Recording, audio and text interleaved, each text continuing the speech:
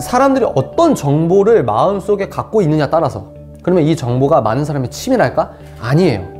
많은 사람들이 이런 생각, 이런 진지한 생각과 이런 숙고와 통찰을 갖고 있지 않아요. 이런 것들을 생각하려고 하는데 뭐가 뺏어간다? 뉴스가 뺏어간다는 거예요. 사람들의 생각이 시간이 지남에 따라서 계속 가벼워진다는 거죠. 사람들의 생각이 2000년 전에 태어난 사람, 우리는 그 사람이 멍청할 것 같고, 아니요. 2000년 사람과 지금 사람과 생각의 밀도가 달라요.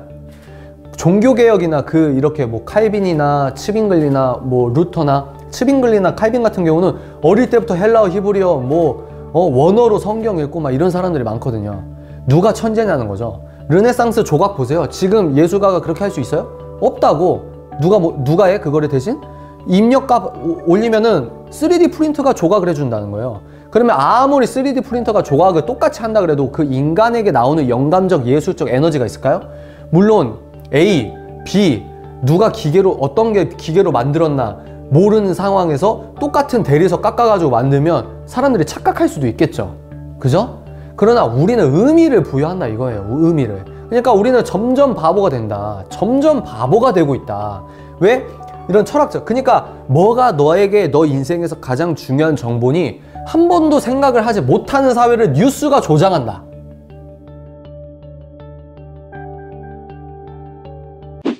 됐어요? 여러분, 오늘 2월 선정도서 뉴스의 시대의 이제 질문 리스트를 통해서 우리가 이야기를 한번 해보도록 하겠습니다. 1번 질문 리스트 1번부터 봅시다.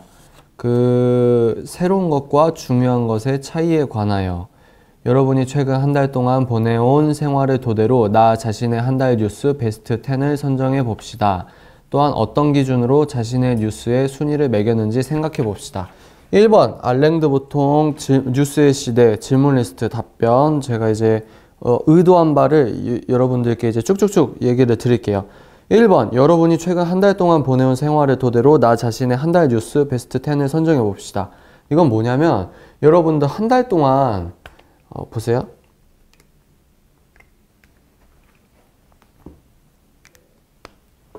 한 달이라는 기간 이게 길면 길고 짧으면 짧은 기간이에요. 그죠? 근데 문제는 뭐냐면 한 달이란 기간 동안 우리의 생활이 되게 다채로울 것 같은데 의외로 우리의 생활은 단조롭습니다.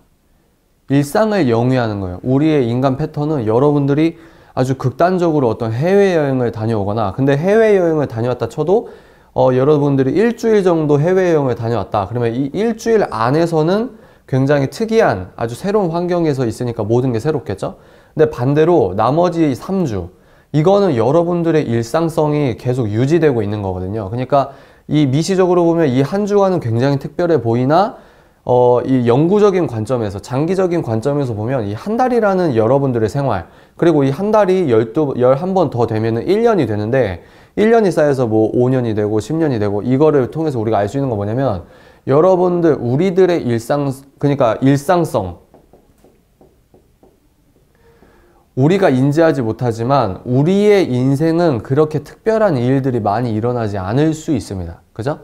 불강력적인 기쁨 뭐 예를 들어 복권이 당첨됐거나 뭐 청약을 했던 주택이 아주 막 서울 한복판에 노른자 땅에 있는 아파트가 당첨이 되거나 추첨이 되거나 그런 일상성을 깨는 불강력적인 기쁨이나 불강력적인 고통은 우리의 일생에서 별로 나타나지 않아요. 그러나 문제는 뭐냐? 반드시 나타나게 되어 있습니다.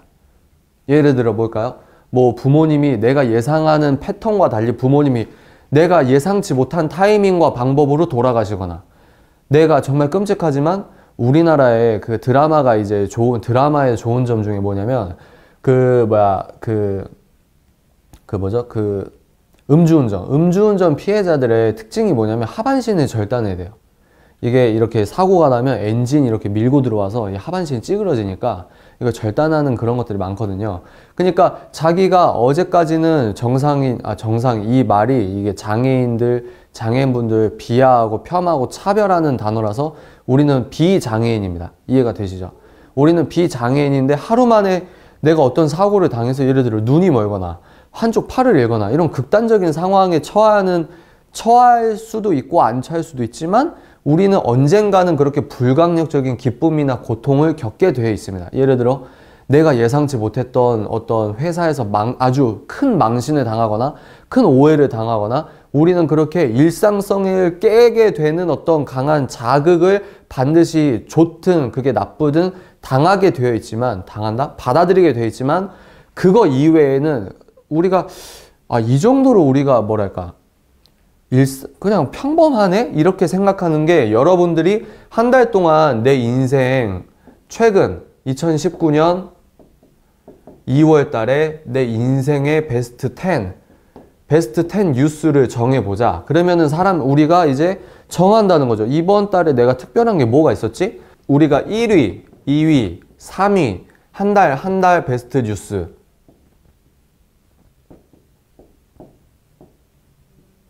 이거는 3위까지는 잘 정할 수 있어요. 그죠?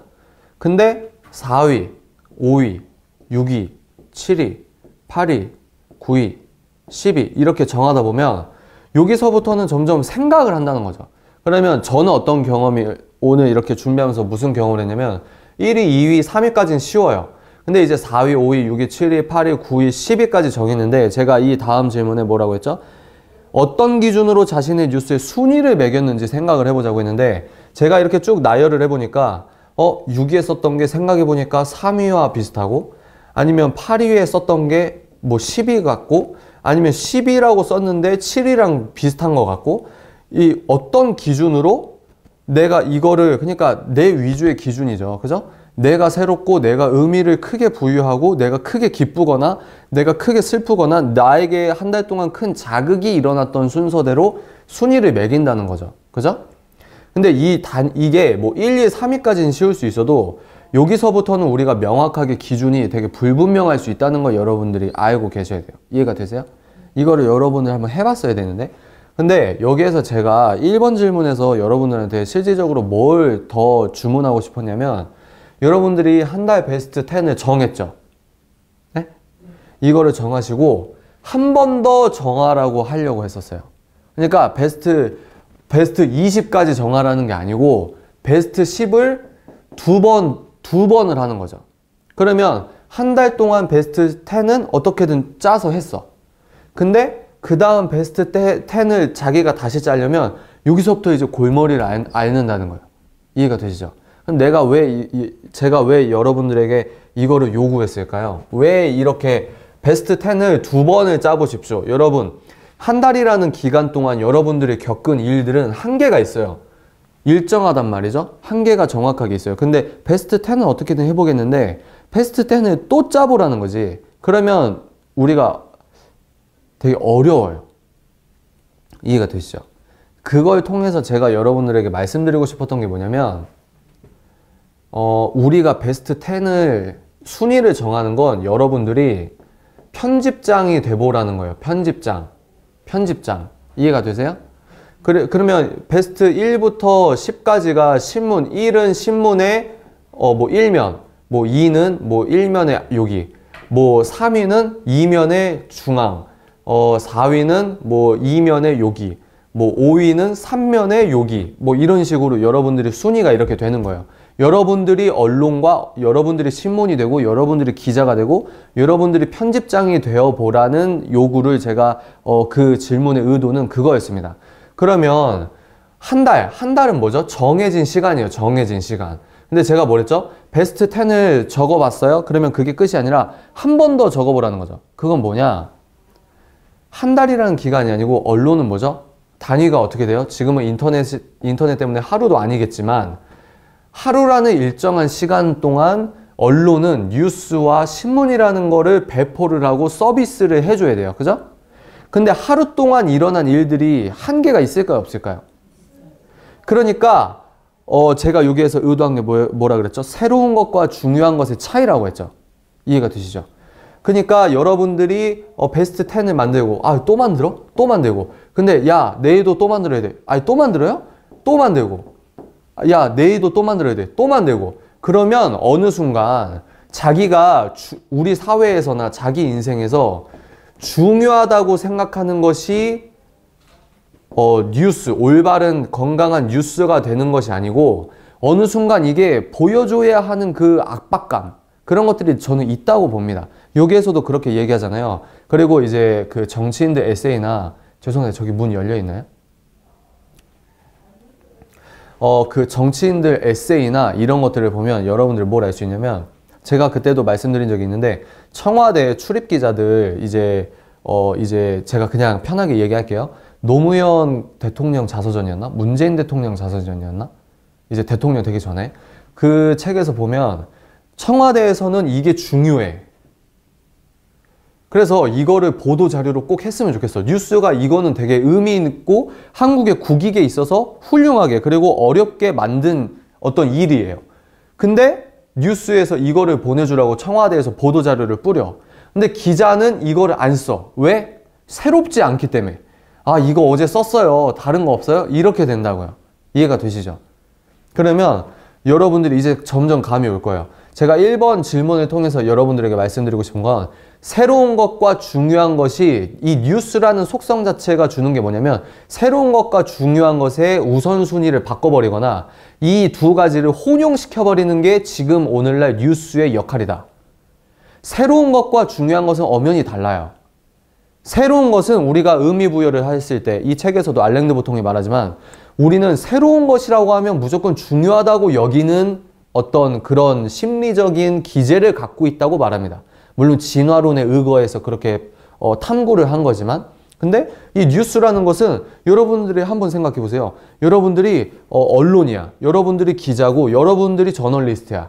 그 언론인데 오늘 내가 베스트 10을 만들고 뭐 내일 베스트 10을 만들고, 그러니까 한국에서 하루에 일어나는 사건 사고가 얼마나 많아요. 그러니까 주면 되겠지. 어떻게든 짜집기 하면 되겠지. 근데 얘네들이 뉴스를 내보내야 하는 그런 압박과 어떤 정기적인 어떤 플랫폼에 얘네들의 컨텐츠를 채워야 되기 때문에 중요한 것을 내보낸다고 하는 그런 의제를 설정하고 그런 포지셔닝을 취하고 언론이나 대중에게 그런 뭐랄까 브랜딩을 하는 것처럼 보이지만, 얘네들이 그 실상 기자가 뭐 그 직접 이렇게 하는 탐사보도 말고 그 뭐라 그러죠? 취재라고 하나? 취재를 하는 기자들의 뭐 청와대의 어떤 에피소드나 여러 가지 에피소드를 보면 뉴스의 속성은 중요한 것을 전달하는 것이 아니라 자기가 새롭게 만든 것이 중요하다고 여겨지는, 그러니까 말이 좀 어려운데 이게 혼용돼서 우리 자체가 중요하고 새로운 거에 대한 어떤 믹스가 돼가지고 이 우선순위 자체가 섞여버린다는 거죠. 그러니까 뉴스에서 새롭게 일면에 있는 게 사실은 내 인생이나 내 어떤 통찰에 있어서 전혀 중요한 게 아님에도 불구하고 신문이나 언론에서 중요하다고 이렇게 매일 이렇게 여러분들에게 소개하는 걸 우리는 중요한가 보다 하면서 걔네들이 사회적 의제를 설정하는데 우리의 뇌가 그쪽으로 끌려간다는 거예요. 이해가 되시죠? 그러면 제가 저도 그 10가지를 베스트 10을 적어봤어요. 그리고 베스트 10을 다시 하려고 하니까 없어. 기사가 없어. 근데 이거는 기사거리가 많을 때 있었어요. 옛날에 벌써 16년인가요? 16년 그 탄핵 정국 때 그때는 막 쏟아졌지. 막 이게 사실인지 팩트인지 뭔지 막 다 쏟아져. 그럴 때는 이제 막 기사거리가 많고 신문이 오면 막 두꺼워요. 그리고 이번 여러분들이 신문을 보시다 보면 아시게 될 게 뭐냐면 월요일 신문이 두꺼워요. 왜? 주말 동안 안 썼으니까. 이해가 되죠? 그리고 막 예를 들어 한 언론사에서 한 달 동안 뭐 6개월 전부터 기획했던 기획 보도를 막 내보낼 수도 있고, 그러니까 그런 것들은 있긴 하지만 저는 1위부터 10위까지 2번 하라니까 그게 없더라고. 컨텐츠가 없더라고. 근데 걔네들도 그 언론 모든 기자가 그렇다, 모든 언론이 그렇다, 제가 일반화를 할 수는 없지만 그럼에도 불구하고 그런 것들이 있다. 여러분들이 이 1번부터 10번까지 쓰면서 그런 것들을 여러분들이 경험적 지식으로, 자기 지식으로 여러분들이 그 체감을 하고 이해를 하면 뉴스를 이해하는 게 굉장히 여러분들이 그 얻어지는 통찰력이 남다르거든요. 그러면 어떤 기준으로 매겼냐? 어떤 기준으로 1위부터 10위까지 했냐? 어떤 기준일까요? 내 기준이라는 거예요. 내 기준. 이해가 되시죠? 제가 놀란 게 뭔지 아세요? 카페에서 이제 1위부터 10위까지 적어 내려갔는데 진짜 좀 제가 참 저를 자각했던 부분이 뭐냐면 1위부터 10위까지, 근데 이제 저는 부모님도 사랑하고 제 이제 동생들도 사랑하고 그리고 이제 가족도 사랑하고 제 아내도 사랑하고 하는데 1위나 2위나 다 제 얘기예요. 아, 이거 굉장히 중요하더라고요. 저 개인적으로는. 그리고 부모님이 뭐 예를 들어 해외에 가셨다. 뭐 제 동생이 뭐 해외에 갔다. 이거는 10위 9위인 거야. 근데 내가 1위부터 이렇게 쭉 썼는데 이 순위가 머리로는 내가 아들이니까 그래도 이게 2위, 3위 가야 될 것 같다는 도덕적인 압박이 있어요. 근데 내가 정직하게 내가 이렇게 곰곰이 생각해보면 이거는 실제로 나한테 안 중요하거든. 그러니까 제가 좀 약간 이기적인 게 더 활발한 사람인 것도 있겠지만, 그러니까 제가 이걸 쓰면서 너무 깜짝 놀란 게 뭐냐면, 아, 이거 너무 내 위주다. 내 위주에 중요한 거예요. 여러분들 1위부터 10위까지 써보라고 하면 여러분들도 아마 놀랄 거예요. 왜? 내 위주예요. 너무 내 위주예요. 남편이 있다? 그래도 내 위주야. 내가 중요한 거랑 남편이 중요한 게 거의 달라요. 한 몸이라고 하는 부부도 다르다고. 왜? 내 위주니까. 모든 게 내 위주에서 중요하거나 내 위주에서 더 기쁘거나 내가 10으로 기뻐도 남편은 3으로 기쁠 수 있고, 아니면 내가 오른쪽 방향의 어떤 즐거움을 느껴서 의미가 있을 수 있는데 남편은 뭐 남동쪽으로 보고 기뻐할 수 있고, 이게 전혀 다르다는 거예요. 이해가 되시죠? 그래서 제가 여기서 또 인사이트를 얻은 게 뭐냐면 아, 이게 완전 내 기준이다. 근데 이게 여러분 생각해 보세요. 언론도 똑같다는 겁니다. 언론도 똑같다는 거예요. 언론도 자기 기준이라는 거예요. 그러면 제가 누누이 말하지만 언론에서는 언론이 눈치 보는 데가 두 군데 정도 있어요. 한 군데는 정치 권력, 그죠? 그리고 두 군데는 뭐죠? 그 자본 권력. 그러니까 방송사가 지금 이제 MBC, KBS, SBS 이 뭐랄까 이 공중 3사, 그리고 이제 뭐 적폐청산이라고 하면서 여기 임원 뭐 이렇게 막 계속 YTN도 그러고 막 들고 일어나고 이런 게 있잖아요.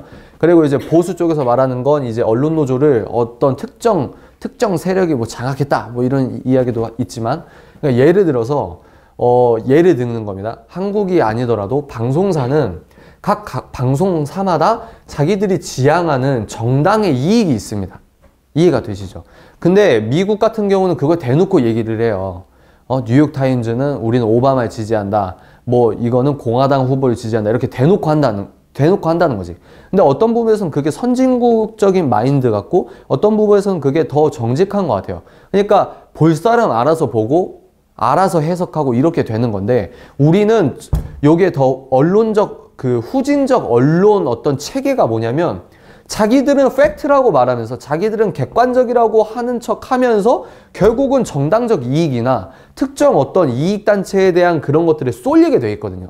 그러니까 한국에서는 더 어떤 뭐랄까요? 그 대안 언론이 더 활성화되는 게 뭐냐면 차라리 그냥 대놓고 하라 이거지. 제 개인적인 견해입니다. 이해가 되시죠? 그 제가 1위부터 10위까지 썼다가 왜 이야기했냐면 이 얘기는 깊어지면 좀 그러니까, 아, 철저하게 내 위주다. 철저하게 내 위주다. 그러면 이거는 방송사도 똑같다는 겁니다. YTN은 24시 뉴스 채널이라고 하잖아요. 24시간 뉴스 채널. YTN은 YTN을 위해서 뉴스 보도를 한다고 생각해요. 중앙일보는, 그러니까 조중동은 또 그 보수를 위해서, 뭐 자기가 생각하는, 뭐 조선일보는 이념 보수고 중앙일보는 실리 보수고 뭐 이런 게 있어요. 경제 보수라 그랬나? 근데 한경호가 또 있잖아요. 한경호는 또 뭐 이런 진보고 저런 진보고. 근데 자기들이 맞다고 하는, 그러니까 자기가 중요하다고 생각하는 것들을 배포한다. 그러면 내가 1위부터 10위까지 할 때, 아, 종국적으로는 타인의 기쁨보다 내 기쁨이 우선하구나. 오케이? 우리 인간 자체가 그렇다는 거죠. 근데 우리 인간 사회가 모여가지고 한 언론을 하고 한 사회적인 어떤 기구를 한다 해도 여기에서 원하는 목적으로서 이 프레임화를 시켜서 언론이 뉴스를 배포한다. 이런 거 여러분들이 추론할 수 있게끔 제가 질문의 의도를 그렇게 했던 거거든요. 그러면 문제는 뭐냐? 제가 누누이 말하지만 뉴스를 있는 그대로 읽는 사람은 왜 백성이라는 제가 극단적인 표현을 했냐면 이런 것들을 모른다는 거예요. 왜 뉴스가 종교처럼 되냐? 요즘에는 뭐 예를 들어 하나님이 있어. 야, 신이 있어. 무신론이 가짜일 수 있어. 그러면 의심부터 하잖아요. 왜? 맞죠? 근데 뉴스가 예를 들어 요즘 청년들은 또 그런 청년들이 많이 없긴 하지만 뉴스에서 이 사실을 팩트라고 보도해요. 그러면 사람들은 어떠한 의심적 필터링이 없이 이거를 그대로 받아들인다는 거죠. 이거는 믿음의 영역입니다. 믿음의 영역. 이해가 되시죠? 이해가 되세요? 그래서 여러분들이 1번 질문을 통해서 새로운 것과 중요한 것의 차이점, 그리고 상관관계, 그리고 그것들의 의미하는 뉴스에서 말하는 그 새로운 것들이 다 중요한 게 아니다. 그리고 뉴스에서 말하는 중요하다고 하는 것이 알고 보면 그냥 새로운 것 뿐이다. 근데 우리는 그거를 구별할 수 있는 눈이 없는데, 이제 이 책에서는 자기가 챕터를 이렇게 진행할 때마다 이제 그 뉴스의 본질을 여러분들이 깨닫게 해주는 겁니다. 이해가 되시죠? 그래서 제가 이거는 이제 결론 부분에서 말씀을 드리려고 했는데, 이 책에서 제가 영상에서 말씀드렸듯이 유토피아적으로 접근해요. 뭐 정치 뉴스는 이렇게 해야 된다. 잠깐만요. 미세먼지 많이 나쁘나?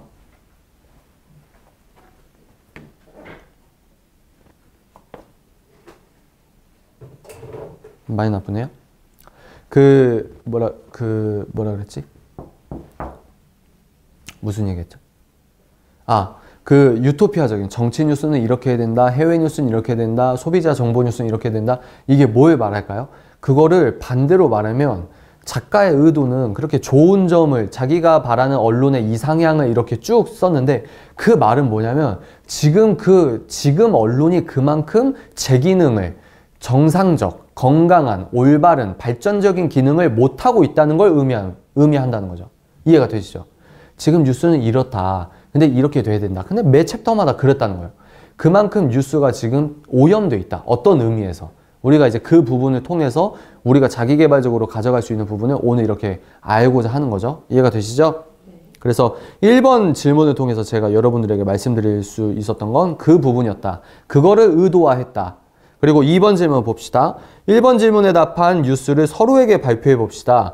여러분들은 상대방이 발표한 뉴스를 통해 상대방에 대해 무엇을 새롭게 알게 됐나요? 그래서 무엇을 배우게 됐나요? 알게 되는 것과 배우게 되는 것의 차이에 관하여 이야기를 해보도록 하겠습니다.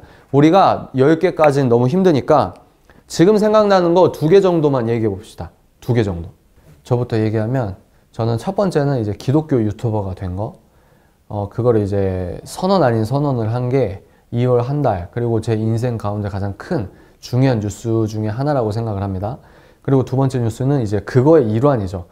제 서재를 이제 리뉴얼 했다는 거. 굉장히 크다, 그게. 저는 이제 1번 뉴스가 이거고 2번 뉴스가 이거예요. 그 뒤에는 이제 착착착 있는데, 말해보실 분? 1위, 2위 말해보실 분? 정말 솔직하게. 봐보세요. 지금 다 다르죠? 다 달라. 이게 너무 신기하지 않아? 여러분 1위 목록에 부모님 얘기 있어요? 1위 없어요. 그러니까 그게 굉장히 중요한 거예요. 5위까지도 없을 수도 있어. 그게 진짜 중요한 거야. 이게 진짜 본질적인 거거든요. 그러면 자, 여러분들 지금 이렇게 얘기를 해봤는데, 그걸 통해서 상대방에 대해서 뭘 알아요? 우리가 그 얘기 들으면 이러잖아요. 그거는 상대방이 어떤 뉴스를 내보냈기 때문에 그 자기의 뉴스를 우리가 듣고 알게 된 거예요. 그죠? 알게 된 거. 그러면 그 알게 된 사실을 통해서 뭘 배울 수 있을까요? 제가 먼저 해볼까요? 그 예전이랑 똑같아요. 예를 들어 마리 같은 경우 이사, 그리고 또 뭘까? 또 이순이가 이제 그 발전적인 상담. 그러면 이사를 통해서 알 수 있는 건 뭐냐? 내가 꼭 마리를 투영해서 마리만 본다 이게 아니고, 마리가 그 이사를 한다, 그게 정말 중요하구나, 이걸 통해서 인간이 얼마나 그 주거에 대한 욕구와 욕망이 큰지, 이런 것들을 제가 배울 수 있다는 거죠. 이해가 되시죠? 그리고 마리가 뭐 예를 들어 나이 이제 신혼부부지만 감사하게도 이제 좋은 만약에 집으로 이사를 간다, 안정적인 곳에 이사를 간다. 그러면 저는 이제 그 얘기를 듣고 그냥 제 개인적인 어떤 생각을 하는 겁니다. 불강력적인 어떤 흐름에 좋은 일이 이렇게 있구나. 역시 인간은 경제적인 계산으로 판단되는 어떤 이런 게 아니고, 인생의 어떤 굴곡이나 인생의 흐름은 우리가 예측하거나 우리가 수치화할 수 없는 어떤 힘의 흐름이 아닌가. 제가 이걸 또 유추할 수가 있는 거예요. 이해가 되시죠? 그리고 예를 들어 에스더께서 책상에 대해서, 자기가 책상에 있는 게 한 달 중에 가장 큰 뉴스다. 그러면 그러면 에스더가 정말 그 학구에 대한 자기계발적인 욕구가 정말 크구나. 그리고 책상이라는 것은 어떻게 보면은 자잘한 걸 수 있어요. 뭐 예를 들어 에스더가 뭐 직장 생활하니까 월급을 타서 뭘 샀을 수도 있고, 뭐 이번에 뭘 어떻게 새롭게 뭘 샀을 수도 있고. 근데 자기 방에, 예를 들어 자기 방에 책상을 새로 놓은 게 뉴스의 1위다. 그러면 어떤 의미 부여에 대한 어떤 신미안을 갖고 있는 특색이 있다. 제가 이렇게 유추를 해볼 수가 있는 겁니다. 그리고 레베카께서 이제 그 그림을 그린다. 자기가 입고 가는 옷들에 대해서 그림을 그린다. 그러면 일단 미학적인 어떤 재능이 있다는 것을 내가 알 수 있는 거죠. 그 정보를 알게 되므로 레베카는 미학적인 욕구와 미학적인 어떤 재능이 있구나. 왜냐하면 평범한 사람들은 그렇게 생각 자체를 안 하니까. 이해가 되시죠? 그러니까 자기가 그렇게 그림을 그리는 건 그 그림을 그리는 거에 가치가 있다고 생각하니까 자기가 그렇게 행위를 하는 거거든요. 이해가 되시죠? 그거를 제가 그렇게 여러분들의 뉴스를 듣고 여러분들을 통해서 이렇게 알아가는 겁니다. 이해가 되시죠? 하여튼 그래서 여기에서 2번 질문에서 제가 여러분들에게 말하고자 하는 의도가 뭘까요? 여기서는 뭐라고 했죠? 알게 되는 것과 배우게 되는 것. 이게 뭘까요? 여러분들에게 뭘 말씀드리고 싶어서 어떤 인사이트를 드리고 싶어 하기 위해서 제가 이런 얘기를 했을까요? 알게 된 것을 통해 뭘 배우게 될까요? 여기에서 중요한 거 제가 먼저 좀 말씀을 드려보면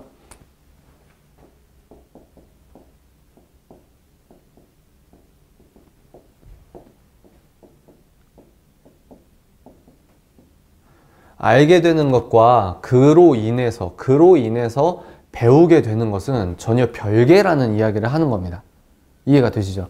이거는 하나의 소식이에요. 소식. 근데 이 소식을 통해 어떤 내가 리액션과 어떤 해석을 가미하는 거는 전혀 별개의 영역이라는 겁니다. 근데 여기에서 되게 신비로운 게 뭐냐면 별개의 영역임과 동시에 말이 웃긴데 별개의 영역임과 동시에 벌어지는 일이에요. 인간은 이거를 딱 구분해서 이 생각 안 해야지 이렇게 되는 게 아니고 첫인상 1초 만에 상대방을 호감이든 비호감이든 우리 인간은 무의식적으로 딱 정하는 것처럼 어떤 정보를 들으면 그 정보에 대한 인상을 자동으로 우리가 얻게 된다는 겁니다. 이해가 되시죠? 근데 여기에서 어떤 게 생기냐? 아까 마리가 말했듯이 여기에서 이제 해석의 문제가 돼도 된다는 거예요. 해석의 문제. 근데 이 해석의 문제는 자의적 해석입니다. 근데 뉴스에서 해석을 해주죠. 팩트인 것처럼, 공정한 것처럼, 객관적인 것처럼 얘기를 해주는데, 제가 이제, 유튜브에도 계속 이제 얘기를 하니까 좀 이어지는 부분이 있지만, 해석은 객관적일 수가 없습니다. 여기에서 말하잖아요. 편향이라고 하면 뉴스는 팩트만 전해야 되는 게 어떤 저널리즘의 정신이라고 얘기하는데, 그거는 되게 유토피아적이고, 그러니까 현실적이지 않은 이야기입니다. 물론, 언론에서 우리는 팩트, 사실만 전한다는 어떤 그 정신을 딱 정하고 열심히 기자 생활 하시는 분들 되게 멋있는 분들 많아요. 그죠? 그리고 이제 사실을 우리가 탐사를 하든 권력자의 부패를 조사해가지고 자기의 목숨이 위험할 수도 있고 자기가 어떻게 위험을 당할 수도 있지만 그 사실이라는 걸 사회에 던지는 거. 이것도 의미가 있어요. 근데 이것도 진보나 보수에 따라서 이거 어떻게 해석하느냐가 다르다는 거죠. 그리고 검사 에세이, 김웅 검사님의 에세이 검사내전 보면 검사는 뭐죠? 행정부 소속이긴 하지만 검사는 가해자와 피해자라고 생각하는 사람들을 실제로 만나서 사건을 이제 검사가 보는 사건의 시각이 있잖아요. 그죠? 검사가 거기서 뭐라 그러냐면 대중은 탐사보도를 믿는다. 그 말은 뭐냐? 탐사보도도 PD의 어떤 해석과 PD가 맞다고 생각하는 믿음에 의해 먼저 기획이 된다는 거예요. 그래서 기획이 돼서 탐사보도라는 그러면 카메라 숨기고 찍으면 우린 진짜인 것 같고 막 더 사실적인 것 같고 이런데 이미 PD가 어떤 흐름을 정해놔요. 우리가 이 보도를 하는 목적은 어떤 부패한 세력을 까발려서 정권을 바꾸기 위함이다. 근데 이 부패한 세력이라고 손가락질 하는 것부터 자의적 해석이라는 거죠. 그래서 그 책에서 말하잖아요. 검사내전에서 이 뉴스에서 그 동네 주민이 그 사람 막 나쁘게 말하는데 알고 보니까 그 주민 인터뷰했던 사람은 그 주민도 아니었고 방송사 스텝인가 뭐 그건 모르겠지만, 그러니까 그렇게 언론사 애들이 이제 언론고시를 보고 그렇게 나쁜 짓을 하는 부분도 많다. 그러니까 검사가 말하는 거 뭐냐, 이제 실질적으로 가해와 피해를 분별하면서 이제 사법부에 이 사람을 처벌해달라, 이 사람을 뭐 선처해달라, 뭐 이런 게 있을 거 아닙니까? 그러면 그 일선에서 이 사건을 바라보는 사람은 또 다르다는 거예요. 탐사보도나 언론에서 맞다고 하고 언론에서 정직하다고 하고 이 모든 그 프레임 밖에서 이 언론이 얘네도 해석의 문제네, 이렇게 보는 통찰을 갖고 있다, 이 말입니다. 그리고 높은 시민의식을 고취한 사람들은, 그렇게 시민의식이 뛰어나신 분들이 있어요. 그런 사람들은 언론이 말하는 이면의 진짜 세계를 자기가 가늠해보고 유추해보고, 그러니까 뉴스가 휘둘리려고 하는 그 어떤 해석의 쓰나미를 파도 타기로 이렇게 벗어나거나 잠수를 해서 아예 그 파도를 넘어버리거나, 그게 이제 지식의 향유고 자기가 갖고 있는 지식의 힘이라고 생각합니다. 이해가 되시죠? 그러니까 여기에서 여러분들이 저 사람 한 달 뉴스 베스트 10을 들어봤는데, 야, 저 사람 내가 몰랐던 소식을 전하네? 저 사람은 저게 1위라고 하는데, 예를 들어 어떤 사람이 왔어요. 그래서 제 나이트 부킹, 클럽 부킹을 했는데요. 대박, 제가 한 번도 먹어보지 않았던 그 비싼 술 뭐라 그러네?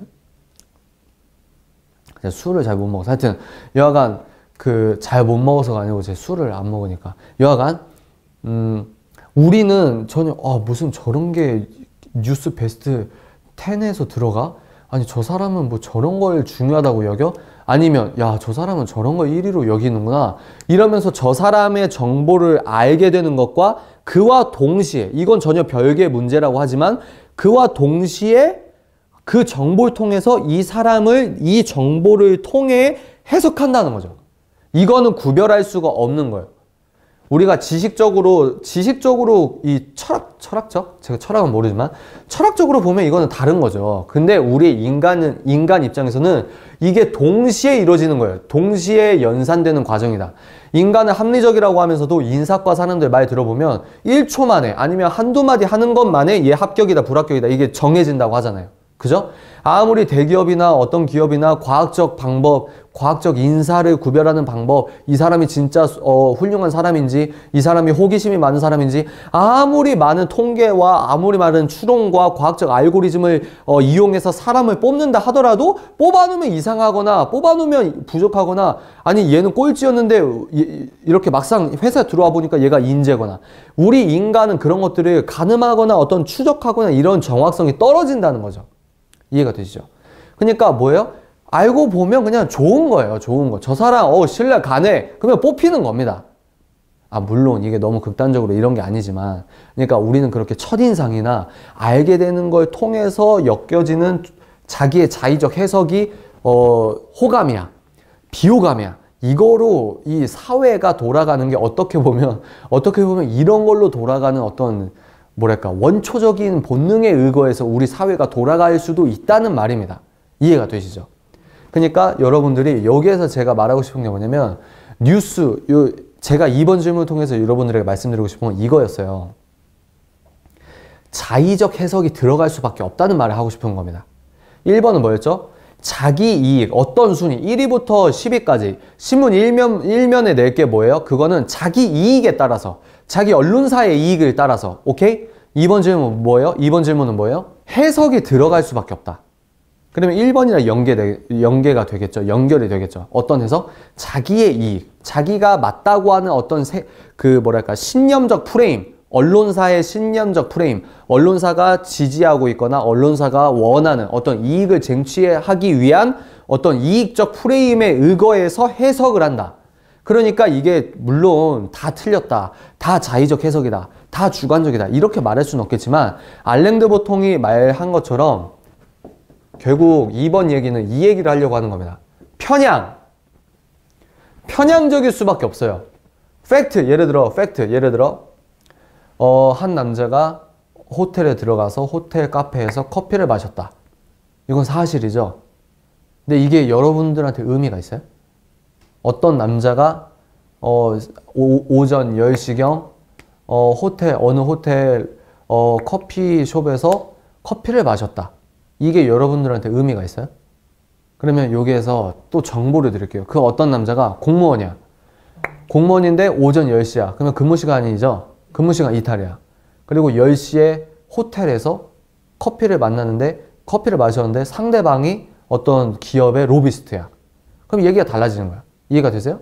근데 그러면 얘가 무슨 얘기를 했는지, 그리고 그러면 얘는 어떤 오더를 통해서 누구한테 했는지, 그러면 이 오더를 내린 사람은 정권의 누구에게 또 오더를 받은 것인지, 그러면 이게 보수든 진보든 현재 정권을 끌어내리겠다고 얘기하는 언론과 현재 정권을 어떻게든 유지해서 이걸 장악을 해야 된다고 생각하는 언론과 이 똑같은 사건을 통해서 자기가 이 프레임화 시키는 게 너무 다르다는 겁니다.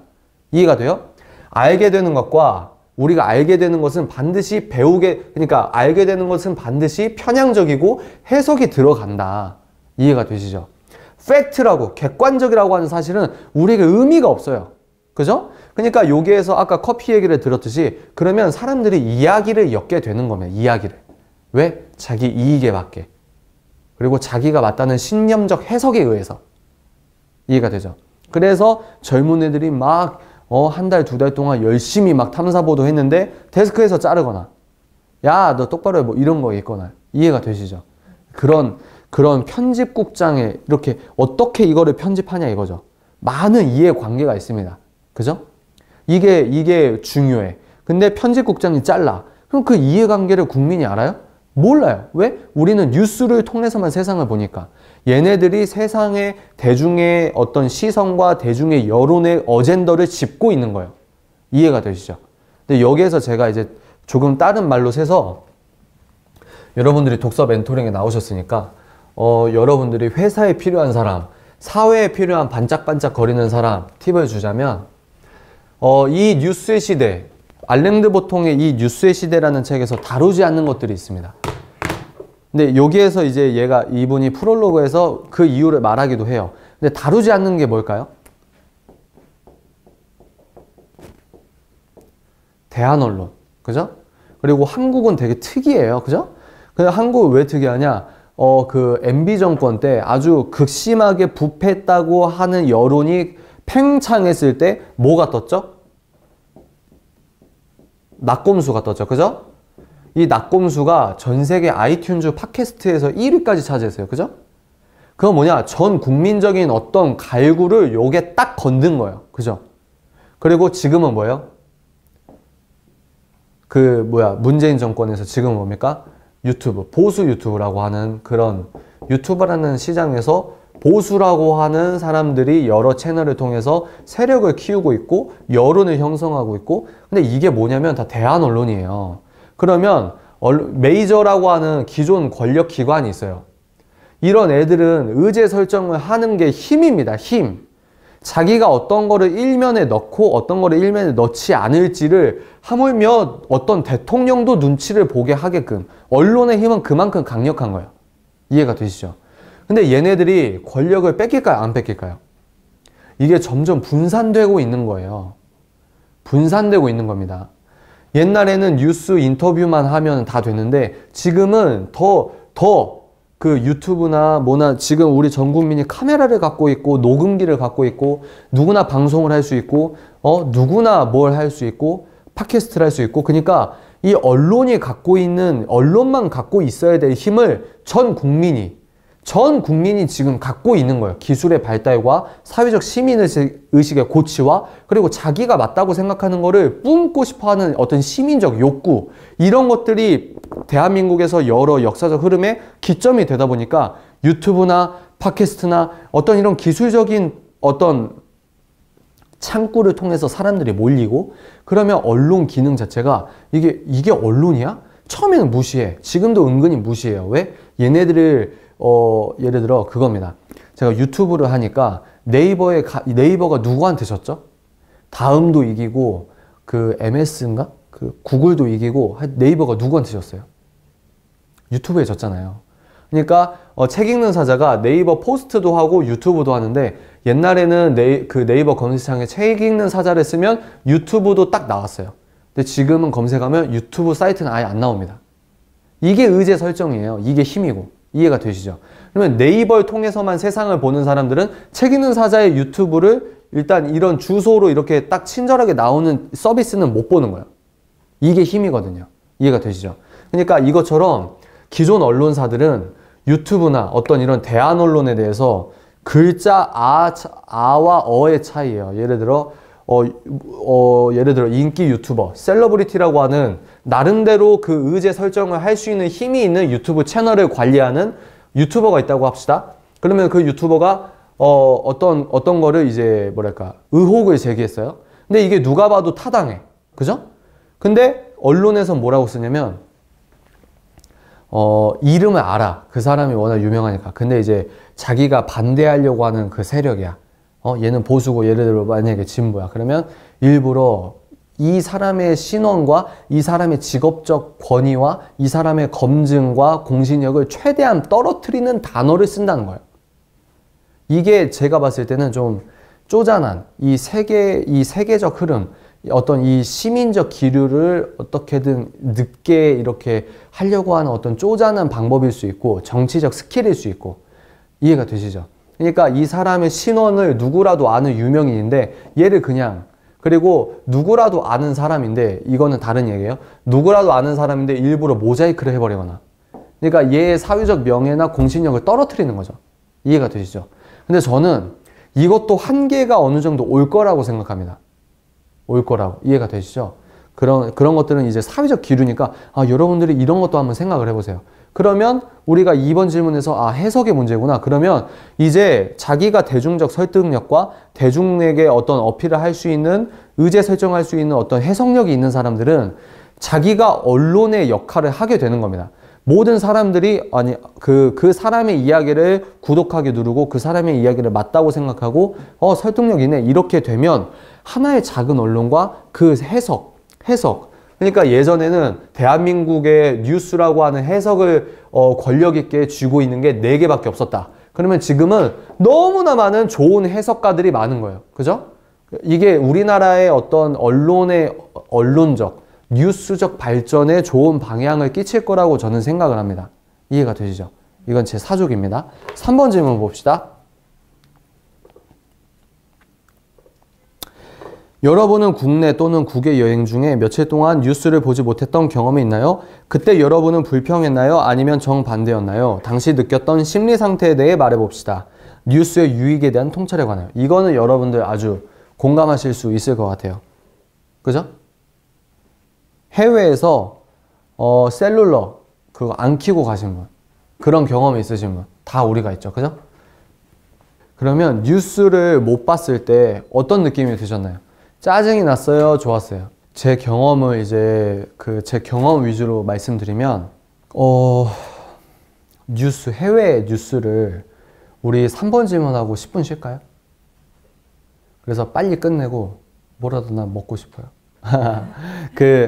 3번 질문 제가 제 경험을 말씀드리면 제가 한 번은 데이터를 안 열고 갔어요. 그래서 호텔에서 와이파이가 터지지 않으면 못 보는 거지 이제. 그리고 한 번은 그 셀룰러를 이제 로밍을 해서 갔어요. 근데 해외에서 예를 들어 그러니까 로밍을 하면 카톡도 볼 수 있잖아요. 그러니까 해외에서 이제 나는 한국 사회에서 단절된 여유와 어떤 그런 풍경을 즐기고 있어. 근데 내가 네이버나 다음이나 아니면 한국에서 어떤 들려오는 내가 처리해야 되는 한국적 소식이 오면 굉장히 불쾌하더라고. 그러지 않아요? 왜냐면 나는 지금 쉼을 누리고 있는데 갑자기 내 머리끄댕이를 갖고 다시 회사에 앉혀놓은 기분 막 이런 거 있잖아요. 근데 그게 이제 카카오톡 그 소식이 아니다 하더라도 네이버 뉴스도 보기 싫더라고. 처음에는 어떤 인지를 못하고 있다가 예를 들어 할 일 없으면 우리가 습관적으로 그 와이파이 되면 습관적으로 눌러보잖아요. 그러면 거기에서 오는 소식들이 너무 이질적인 거지. 나는 그냥 이렇게 편하게 너무 괜찮게 내가 디지털 디톡스라고 하잖아요. 너무 괜찮게 정말 그러니까 자연 환경을 보고 제대로 100% 누리고 제대로 100% 밥 먹고 제대로 100% 사람과 얘기하고 근데 거기에서 한국적인 생활 습관이 딱 이렇게 네이버 뉴스나 다음 뉴스나 이렇게 딱 보게 되는 순간 이게 여행이 아닌 것 같은 느낌까지 들더라고요. 극단적으로 말해서 굉장히 불쾌하더라고요. 저 개인적으로는. 그래서 이런 걸 통해서 뉴스의 유익이 뭘까 도대체 이거를 제가 말씀드리기 위해서 여러분들과 이 질문을 말씀드렸던 거거든요. 한번 어떻게 생각하십니까? 어떻게 생각하십니까는 여러분 답을 못하겠네. 그럼 제가 편하게 말을 할게요. 네? 네. 좋습니다. 여기에서 그러면 내가 왜 뉴스를 봤을 때 불쾌했을까? 왜 이거를 했을까? 저는 여러 가지 생각이 있겠지만 물론 여기에서 전제될 건 뭐냐면 맹점은 뭐냐면 뉴스가 무조건 단점밖에 없는 건 아니죠. 그죠? 근데 제가 한국에 해외에 있을 때 뉴스를 봤을 때 오는 불쾌함이나 찝찝함이나 뭐 여행이 아닌 것 같은 느낌이나 이건 왜 그러냐면 우리는 인간은요 한 사회 구성원으로서 기쁜 일만 있을까요? 여러분들 다 스트레스가 있죠. 그러니까 우리는 인간 사회에서 스트레스를 받고 어느 정도 받고 그 고통 가운데서 우리의 삶의 의미를 찾고 있는 거거든요. 근데 해외라는 어떤 지리적인, 왜냐면 이 동북아시아 코리아라는 나라에서 나의 어떤 일상과 일의 의미와 이게 이 땅에 묶여 있단 말이야. 근데 비행기를 타고 내가 딴 땅에 넘어갔어. 그러면 이 지역에서 살기 때문에 내가 감내해야 되는 고통을 잠시 벗어나는 거죠. 그죠? 쉼을 누리는 거지. 근데 내가 그 한국적 뉴스를 봄에 따라서 이거를 내가 갖고 왔다고 생각하니까 거기에서 오는 스트레스가 있는 겁니다.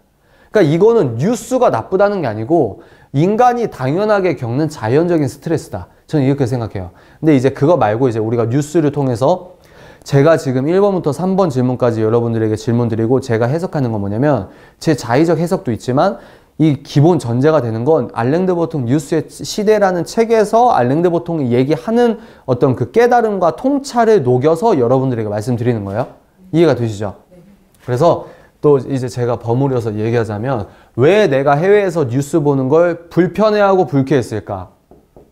지금은 왜 제가 네이버와 포털 그 다음을 자꾸 예를 드냐면요.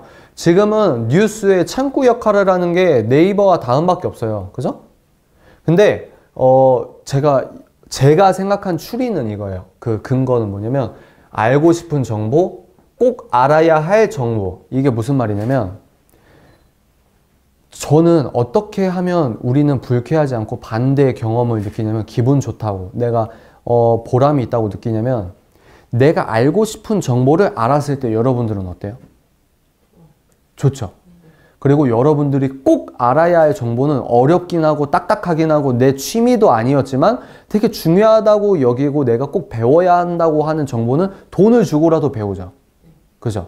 그게 정보예요. 새로운 정보, 새 지식. 그게 어떤 의미에서 뉴스라고 할 수 있겠죠? 이해가 되시죠?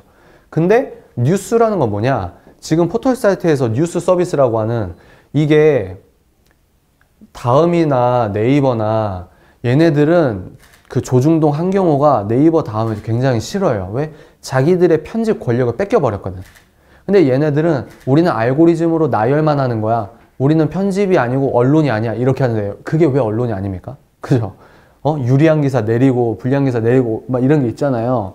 그러면 왜 불쾌하냐? 얘네들이 이게 네이버 포털 사이트 이게 이제 신문이라고 치면 얘네들이 순서를 나열해서 정보를 이렇게 주는데 이 정보는 봐봐요. 우리가 기분 좋다고 생각하는 정보는 왜 내가 기분이 좋고 보람이 있고 내가 돈을 투자하고 시간을 투자해서라도 배우게 되냐면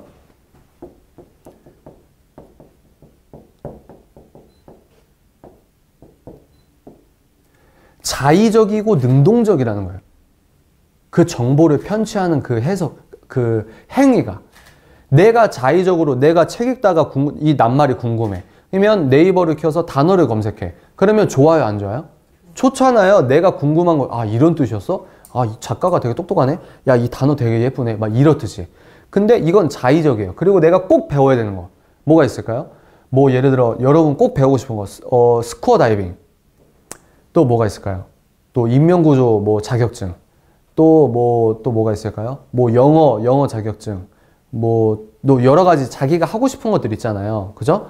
그런 것들은 내가 자의적으로 하고 싶고 내 능동적으로 하는 행위이기 때문에 그렇게 편취하는 정보와 그렇게 편취하는 뉴스는 우리에게 보람과 나에게 좀 좋은 의미가 있어요. 예를 들어 내가 미국에 여행을 갔어.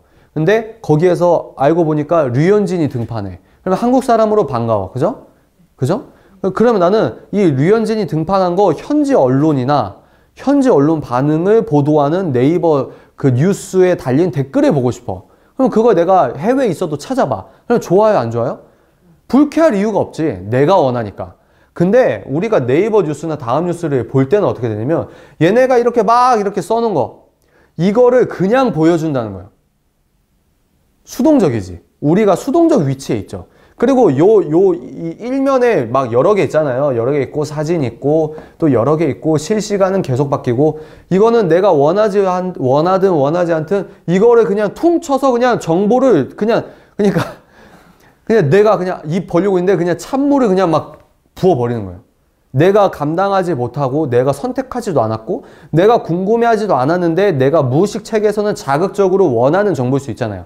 내가 하고 싶지 않았지만 보니까 궁금하는 것들. 그게 정보의 어떤 종속적으로 우리를 끌어가는 거거든요. 그러니까 불쾌하다는 거지. 뉴스는 그렇게 우리의 관심을 앗아가는 겁니다. 이건 나중에 제가 말씀드릴 텐데 이해가 되시죠? 그러니까 해외라는 건 뭐예요? 우리가 그나마 그러니까 스마트폰 이제 4번 질문이 그거죠. 3번 질문 계속 할게요.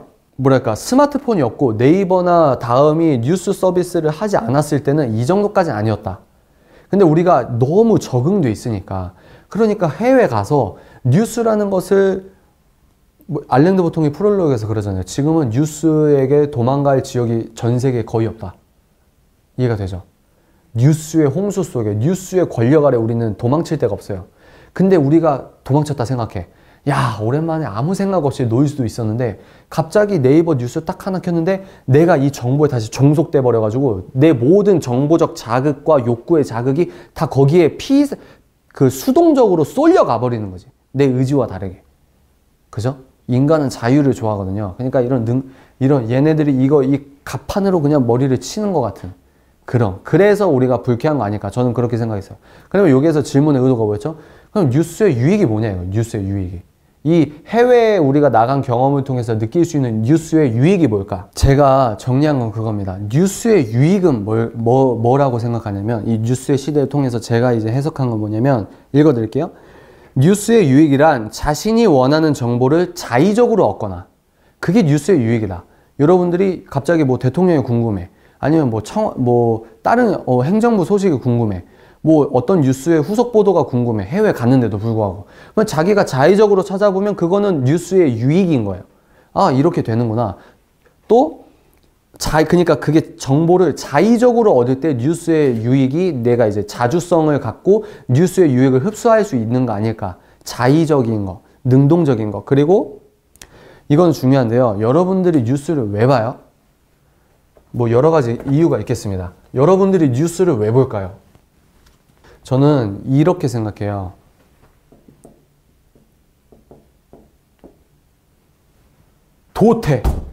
뉴스를 왜 보냐? 사회적으로 도태되지 않게. 사회적으로 도태된 느낌이 싫으니까. 너 어제 그 드라마 봤어?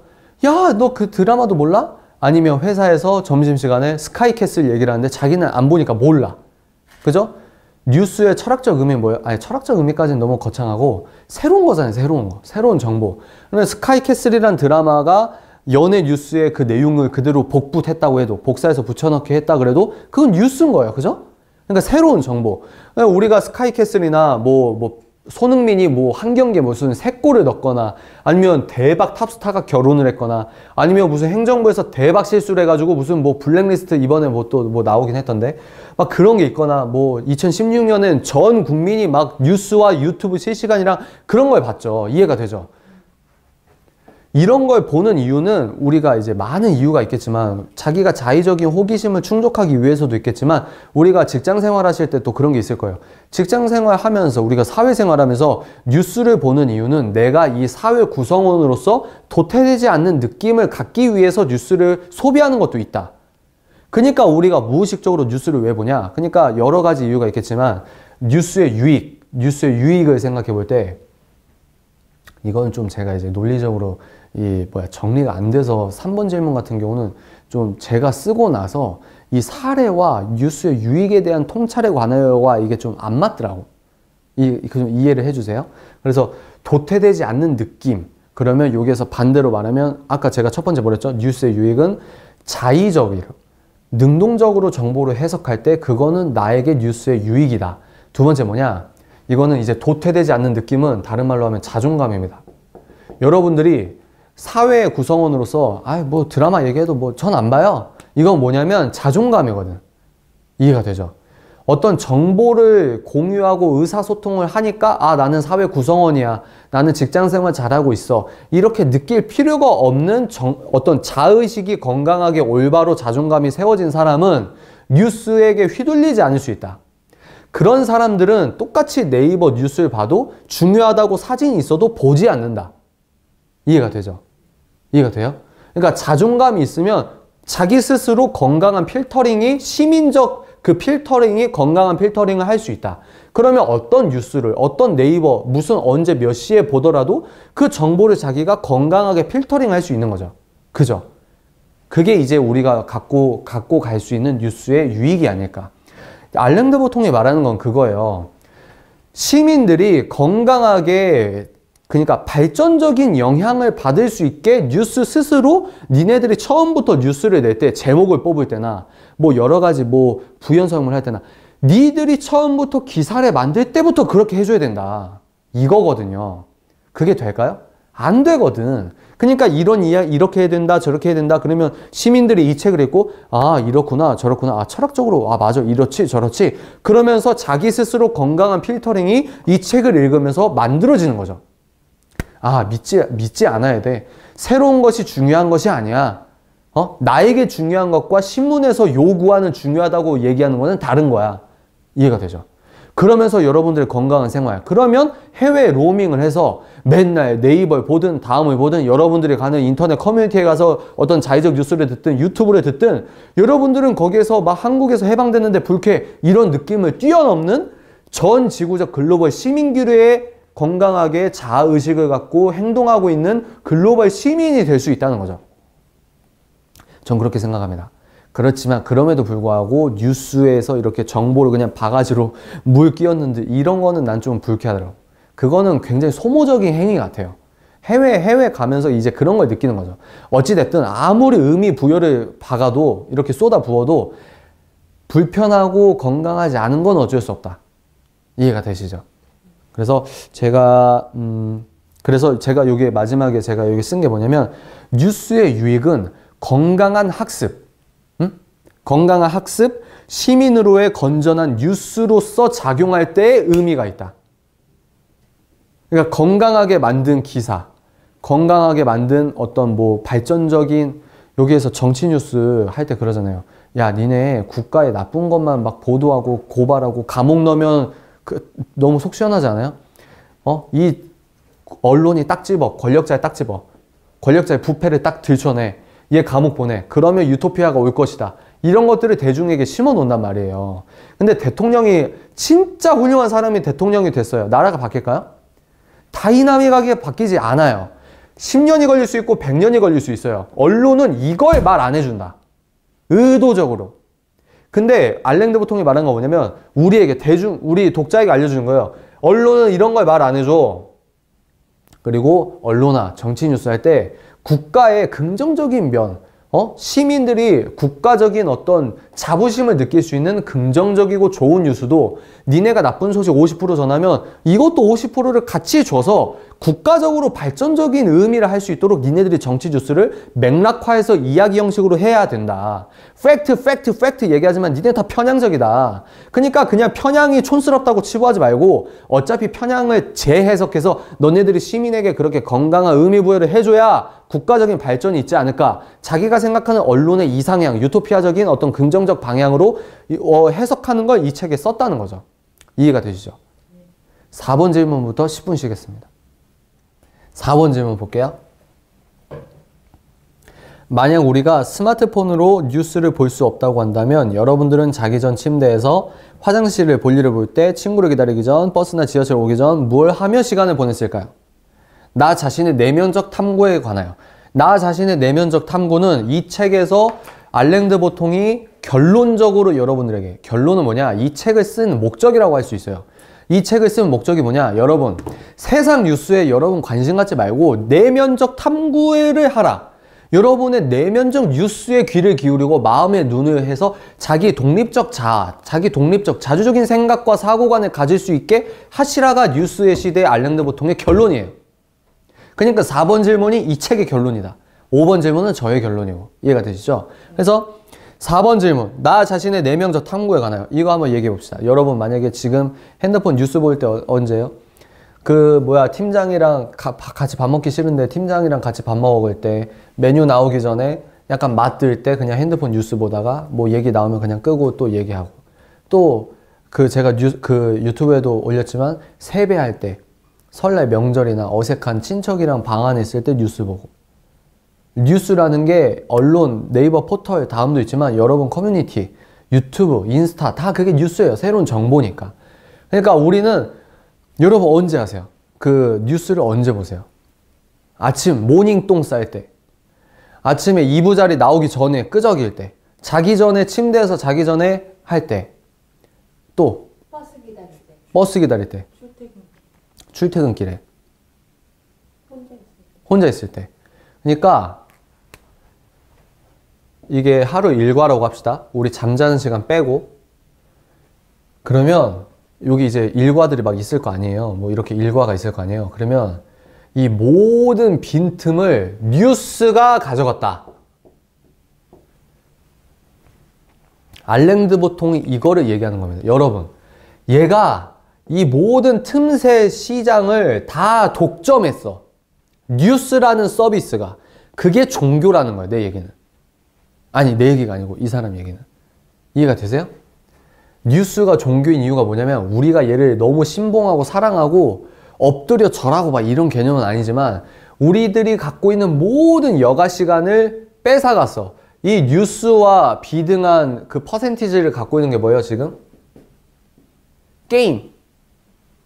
근데 이거는 이제 우리의 관심사는 아니니까 뉴스가 너무 많은 걸 뺏어갔다. 우리의 모든 삶을 뺏어갔다기보다는 이게 뉴스라는 항아리면 우리를 여기에 빠뜨려 버렸어. 우리가 여기에서 세상을 보는 거예요. 그래서 그 우스갯소리로 그런 말이 있대요.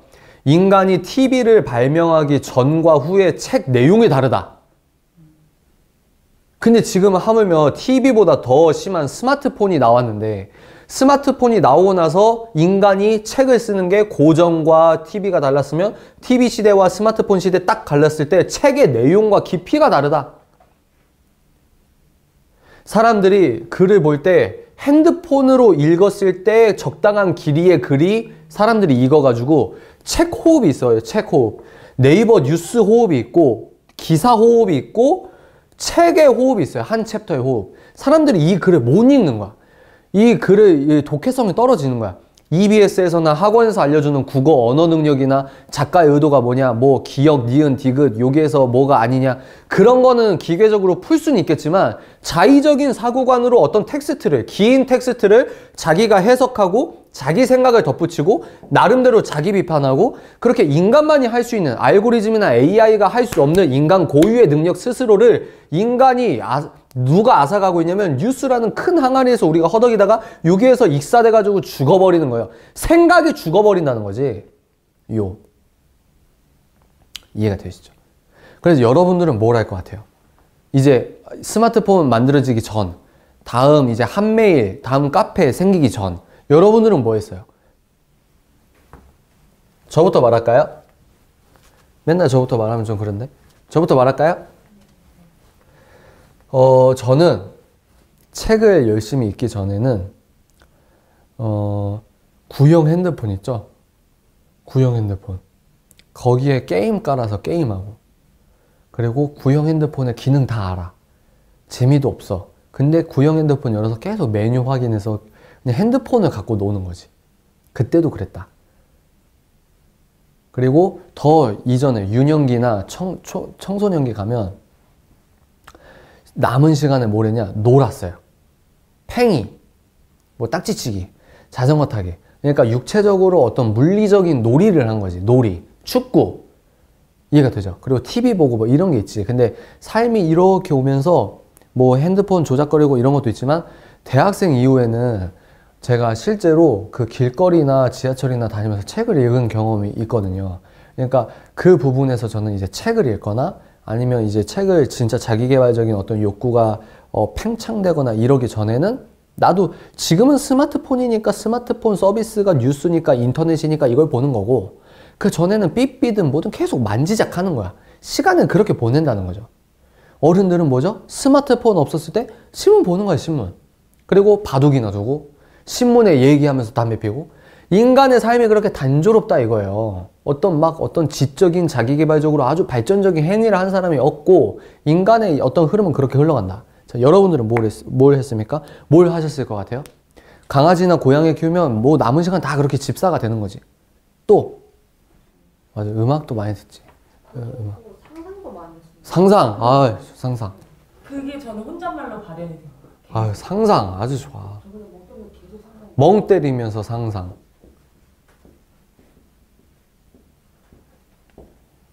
이게 중요합니다. 이게 중요해. 제가 뭘 얘기하고 싶냐면 여러분 뉴스가 이런 걸 다 앗아갔다 이 말이야. 알랭드 보통이 말하는 게 뭐냐면 인간은 상상하고 인간만이 할 수 있는 상상이 있잖아요. 그죠? 인간만이 할 수 있는 자기 탐구가 있단 말이야. 내가 어제 이런 일을 겪어서 이런 걸 느꼈어. 아, 어떻게 해야 될까? 또 이제 죽음에 대해서 묵상은 종교적인 언어니까 묵상에 대해서 죽음에 대해서 생각할 때 죽음에 대해서 생각하면서 탐닉하면서 장례식에 갔다 와서 지하철에서 이제 곰곰이 앉아 있는 거지. 죽음에 대해서 생각을 하는 거예요. 그죠? 그런 시간이 있고 아니면 뭐 아기 돌잔치 했을 때 이제 돌잔치 끝나고 집에 갈 때 차 안에서 아기에 대해서 남편과 얘기를 하거나 그러니까 그런 생산적인 활동. 그리고 요즘엔 식탁에서 음식 나오기 전에 다 핸드폰 보잖아요. 그때는 나오기 전에 야 너 뭐 했니? 그러니까 갑분싸가 된다 이 개념도 없었지. 그냥 느끼고만 있었죠. 근데 그런 거가 있다 하더라도 사람 대 사람의 커뮤니케이션 이해가 되죠. 그런 인간적인 생산, 느낌 위주의 어떤 생산 활동을 했다면, 생각의 생산을 했다면 느낌 위주의, 지금은 정보 습득. 근데 그 정보가 질적으로 너무 낮아. 아까 2번 질문에서 말했듯이 그냥 막 싸잡아서 주는 거야. 야, 이거 유의미해 하고 던져줘. 그러니까 그런 게 이제 질적으로 다른데, 알랭드 보통이 얘기하는 게, 이 사람 봐라. 내가 느낀 게 뭐냐면, 우리의 시선을 뺏어간다는 거예요. 뭔가 조용하게 내가 이렇게 숙고하고 싶으면 자극적으로 대박, 띵. 알림은 안 울리지. 뭐 예를 들어 유튜브나 인스타나 이러면 띵 알림 울리면서 지금 라이브 방송 시작했습니다. 시청해보세요. 당신을 초대했습니다. 아니면 내 회사에 대해서 자기계발적인 생각을 깊숙하게 하려고 하면 띵 대박 지금 단독 누구 소식 댓글에 이 연예인이 클라라가 막 엄청난 사업가 MIT 석사면은 완전 끝인데 막 이러면서 너무 쓸데없고 가치 없는 생각을 한다 이거야. 물론 여기에서 셀러브리티 뉴스를 너무 비방만 하면 안 된다. 이거 굉장히 좋은 말 같아요. 얘가 알랭드 보통이 하는 아주 발전적인 이 사람은 참 괜찮다 이렇게 생각한 게 뭐냐면 어떤 현상을 갖고라도 소비자 정보 뉴스 챕터에서는 뭐라 그러죠? 여러분 자본주의 사회에서 물건 사는 거 그렇게 다 욕하면 안 된다. 그리고 셀러브리티 뉴스에서는 여러분 셀러브리티 유명인 좋아하는 거 그렇게 다 비하하는 건 오히려 그게 시기심으로 자기가 등 돌리고 나쁘게만 여기는 거다. 그러면서 뭐예요? 발전적인 국민이 봤을 때 국민적인 어떤 감동과 용기와 이런 고취할 수 있는 정말 훌륭한 사람을 언론이 주목해서 이 사람의 이 유명인이 말하는 발전적인 말, 자기계발적인 용기, 영감 이런 것들을 국민에게 알려줘야 된다가 셀러브리티 뉴스에서 원하는 거예요. 그러면 우리가 클라라랑 MIT 그분 뭐지? 하여튼 그 결혼을 했다는 뉴스 봐. 너무 소모적이지. 근데 우리가 이제 아까 1번 질문, 2번 질문에 말했던 자기계발적인 자존감과 어떤 해석의 올바른 해석관이 딱 있는 사람이면 이런 걸 보면서도 뭘 느낄까요? 자기가 숙고를 할 수 있는 거예요. 숙고를. 어떻게 할까? 소크라테스부터 아름다움이라는 게 있어요. 아름다움. 인간은 외적인 아름다움을 흠모하는 게 인간 본연의 본능입니다. 그죠? 그러면 남자는 돈, 여자는 외모 이렇게 있듯이 그러면 남자는 돈, 여자는 외모라고 하는데 사람들이 클라라의 결혼을 시기해 대중적으로. 왜? 자기가 갖지 못한 아름다움을 갖고 있으니까. 그리고 얘가 결국 딴따라고 되게 싼 마이고 예전에 어떤 뉴스나 이런 게 많았잖아요. 그런 건 줄 알았는데 얘가 시집을 세상에 사기꾼이나 사자나 막 이런 게 아니고 MIT 석사 그리고 지금으로 유능해 보이죠? 유능한 사람과 결혼해서 어떻게 보면 행복하게 보이는 성공적인 결혼을 했어. 그러면 우리는 눈엔 안 보이지만 얘가 이렇게 결혼해서 같이 사는 이상, 근데 이거는 진짜 사랑이다. 이거는 모르죠. 트로피 와이프일 수도 있어요. 트로피 와이프가 뭔지 아시죠? 능력 있는 남자가 외적 활동을 할 때 이렇게, 근데 이거는 좀 너무 죄송한 말이니까 여하간 이 두 사람의 사랑은 모르지만 이 뉴스를 보고 이 결혼의 법칙, 인간이 이성에게 끌리는 법칙, 어떻게 보면 인류 역사상 처음부터 끝까지 결혼이라는 이 제도에서 확실하게 갖고 있는 어떤 매력, 남자는 능력과 돈, 여자는 외모, 이게 바뀌지 않는구나 이러면서 자기가 이 뉴스를 통해서 인문학적인 생각과 비판의식과 대중의 여론을 통해서 어떤 사회적 기류를 판단할 수는 있는 거죠. 이렇게 되려면 자기 머리에서 재료가 많아야 돼요. 이 재료가 많기 위해서 우리가 책을 읽자고 하는 거고. 이해가 되죠? 똑같은 현상을 보면서도 해석하고 이렇게 퍼즐 조각이 많아야 새롭게 퍼즐을 만들 수 있으니까. 이해가 되시죠? 그러니까 그런 건 있다. 그렇지만 대부분의 대중, 제가 엘리트다 이게 아니고요. 대부분의 대중은 우리가 그나마 발전적인 생각을 하려고 하면 우리 시선은 그렇게 뺏어간다. 이게 굉장히 중요한 말입니다. 알랭드 보통이 결론에, 이 책 써가지고 결론에서 그 말하는 건 의미가 있지 않겠어요. 그래서 여러분들, 제가 여기에서 이제 자기 탐구에 대해서 썼는데, 여기에서 중요한 건 제가 이제 영상에서도 말을 했지만, 다시 읽어드릴게요. 결론. 뉴스가 더 이상 우리에게 가르쳐줄 독창적이거나 중요한 무언가를 갖고 있지 않다는 것을 알아챌 때 삶은 풍요로워진다. 저는 뉴스를 예전만큼 안 봅니다. 지금 네이버의 iOS에서 네이버가 서비스가 바뀌었죠. 그래서 첫 페이지에 뭐가 나와요? 검색밖에 나오지 않아요. 모르세요? 보여드릴게요. 자요, 네이버 누르면 이렇게 나옵니다. 그리고 다음 페이지는 뉴스 이렇게 자기가 편집할 수 있고, 여기에서는 이제 알고리즘, 자기 마이 뉴스라고 해서 나오고, 그 다음부터는 똑같아요. 그 다음부터 똑같은데 메인 화면이 이거다. 구글처럼. 그러면 어느 분이 어떤 비판을 했는데 저는 그게 굉장히 유의미하다고 본 게 뭐냐면, 미국은, 그러니까 한국이 유독 연예인이나 가십에 막 흔들려. 왜 그러냐? 네이버와 다음이 뉴스의 편집을 그렇게 했기 때문이에요. 그러면 어떻게 비교할 수 있냐? 미국을 여러분 예를 들어보세요. 구글 화면에서 뭐가 나와요? 걔는 처음부터? 그럼 자기가 궁금한 걸 쳐야 나와, 뉴스가.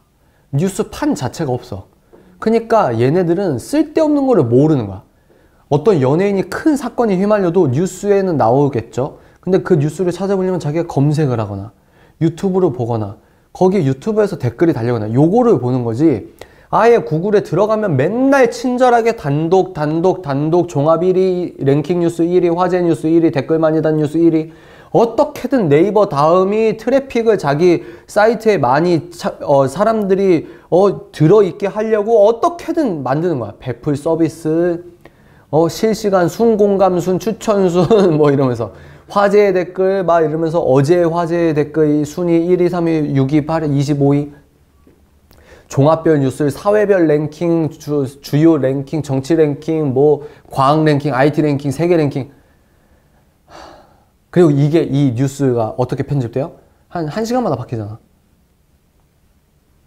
근데 구글은 자기가 봐야 돼. 이게 뭐죠? 제가 말한 거? 생각나세요? 이거 맞지? D. 넛지. 예를 들어서 이 자기 내면적 탐구를 방해하는 게 뉴스다. 그러면 네이버와 다음이나 이 애들은 블랙 넛지야. 우리에게 안 좋은 걸 주는 거야. 자기가 세팅을 이렇게 하는 거야. 우리가 인스턴트를 더 많이 먹게 넛지를 가한 거지. 블랙 넛지를. 이해가 되죠? 근데 구글은 뭐예요? 그러니까 걔네가 구글은 착하다 이게 아니야. 구글도 더 나빠요. 그 스노든 일지 이런 거 보면 대기업들 다 똑같아. 정부랑 막. 근데 네이버와 다음이 그랬다고 하면 구글은 그나마 뉴스에 종속되지 않는 삶, 자기가 검색해서 찾아봐야만 들어가는 삶, 그리고 배댓이나 배댓 기능 이런 게 없을 수도 있잖아. 내가 구글은 잘 모르겠지만 걔네들은 사회를 위해서 화이트너치 역할을 자기가 의도하든 의도하지 않았든 하고 있었다. 그러면 네이버도 마찬가지다 이거예요. 지금 이제 근데 제가 곰곰이 생각해 봤을 때 네이버가 왜 첫 화면을 이거로 했지? 근데 이거 엄청 궁금한 거야. 제 개인적인 생각은 첫 번째, 정치적으로 너무 휘말리려고 하는 것들을 얘네가 먼저 발 빼는 걸 수도 있다. 그죠? 너무 치이잖아요. 지금 네이버가 공청회인가? 청문회인가? 너무 그거에 휘둘려가지고 막 사람들에게 비판도 많이 당하고 보수에서는 네이버가 진보적 뉴스만 뭐 좋게 한다. 진보에서는 보수 뉴스만 한다. 네이버는 아니 알고리즘으로 했다고 막 이러면서 또 트래픽 올라가면 이번에 그 드루킹 사건도 네이버에서 한 거 아니에요? 네이버만 그랬겠습니까? 그죠? 근데 지금 네이버가 그렇게 청문회 당하고 나서 얘네들이 알겠다 뉴스 서비스 또 바꾸겠다 이러면서 얘네들이 얼마나 속으로 어이가 없겠어. 얘네가 자의적으로 또 한 것도 있겠지. 근데 그 어떤 그 반사이익을 다음이 누리고 있는 것 같아요. 왜? 거기는 지금 그대로니까. 2등 기업이었으니까. 근데 이건 이제 제 자의적 판단이고 무슨 얘기가 더 얘기했죠? 네이버가 왜 첫 화면을 그거니까? 네이버가 왜 첫 화면을 그렇게 했을까? 그러면 여러분들이 기업이야? 여러분들이 기업이에요? 근데 여러분들이 돈을 더 벌 수 있어. 뉴스를 화면으로 계속 하면 여러분들의 트래픽을 계속 사람들이 계속 머무를 수 있다 이 말이에요. 근데 여러분들은 이익을 감수하면서까지 첫 화면을 바꿀까요? 기업은 이익이 목적인데 제가 예상한 거 1번은 정치적인 이유고 두 번째 예상한 건 이분들이 네이버가 철저하게 사전조사를 해봤다. 그래서 이 검색란을 하는 게 오히려 더 그 자기 그거에 유지할 수 있다고 판단해서 그런 게 아닐까. 저는 이런 생각도 했습니다. 이해가 되시죠? 뭐 이건 중요한 건 아니에요. 인사이트는 아니고 그냥 제 자의적인 생각을 여러분들에게 말해봤다는 거죠. 그래서 여러분들이 4번 질문을 통해서 그리고 이 책의 결론을 통해서 이것만 아시면 됩니다. 뉴스는 그렇게 중요하지 않다. 그리고 뉴스는 여러분들이 정말 건강하게 독립적 사고관을 키울 수 있는 모든 순간을 앗아간다. 그래서 그것들을 인지하시고 철저하게 거부하시고 여러분들이 종속된 항아리를 깨고 뉴스 자체를 그냥 작은 항아리에 뉴스를 쳐박아 둬야 된다. 여러분들이 뉴스를 주관하고 있는 거지. 그렇게 여러분들이 자의적 사고, 독립적 사고를 할 수 있을 때 여러분들의 삶은 굉장히 풍부해진다. 오케이? 이게 이 책의 결론입니다. 5번. 뭐야. 나 혼자 해도 지금 제 시간이 끝나네. 죄송해요. 내 말이 너무 많아가지고. 여러분 질문 받고 이러면 큰일 날 뻔했네. 자, 5번. 여러분들이 생각하는 내 인생에 있어 가장 중요한 정보는 무엇이라 생각하나요? 또한 그렇다면 그 정보를 어떻게 얻을 수 있다고 생각하나요? 나 자신의 기쁜 소식에 관하여. 기쁜 소식이라는 말은 제가 기독교인이니까 이것들을 이제 기쁜 소식을 이제 한자로 하면 복음이잖아요. 복음.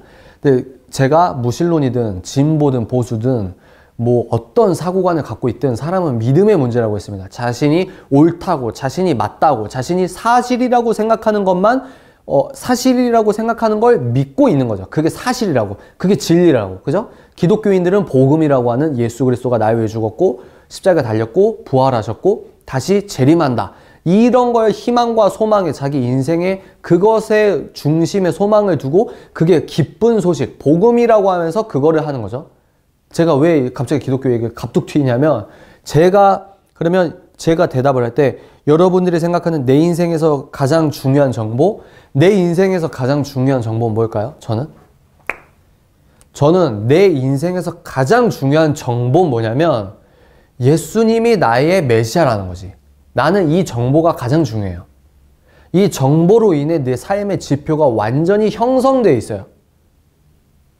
그래요? 왜? 예수가 나의 메시아다? 그러면 예수가 말하는 사랑이 맞고 예수가 예술의 완전체고 아름다움의 완전체가 예수야. 예수가 모든 것의 정답이야. 오케이? 그러면 이분이 예수가 하라는 거에 목록이 성경 있잖아요? 그럼 나는 그거를 따라가야 되는 거야. 예수가 메시아라는 걸 믿는다. 그 정보가 나에게 가장 중요하다고 생각하는 건 뭐냐면